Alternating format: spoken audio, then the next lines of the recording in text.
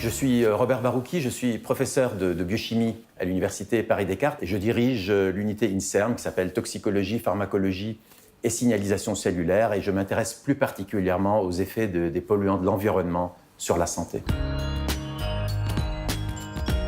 J'ai commencé à m'intéresser à la toxicologie il y a peut-être 25 ans et en fait la question que je me suis toujours posée c'est comment les organismes reconnaissent des substances étrangères qu'on appelle les xénobiotiques, c'est-à-dire principalement des polluants, des médicaments, enfin toute substance étrangère à notre organisme.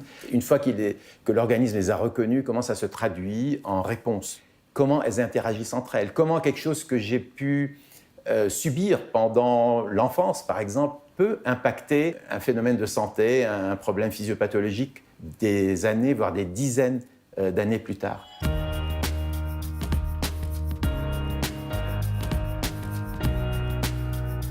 Je suis ravi d'avoir ce prix en particulier parce que ça couronne un effort de traduction des connaissances scientifiques vers le grand public d'une part, mais aussi vers les décideurs qui doivent prendre des mesures qui ne sont pas parfois si faciles que ça parce que ce sont souvent des mesures qui mettent en jeu des contradictions.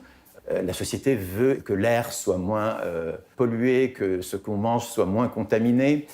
Mais aussi, il y a des impératifs économiques. Les gens travaillent, les gens veulent conduire, les gens veulent utiliser un certain nombre d'outils qui leur facilitent leur travail. Et souvent, on arrive, quand on est décideur, à un certain nombre de paradoxes ou de décisions, disons, à prendre, mais qui entraînent des conséquences en termes économiques et sociaux.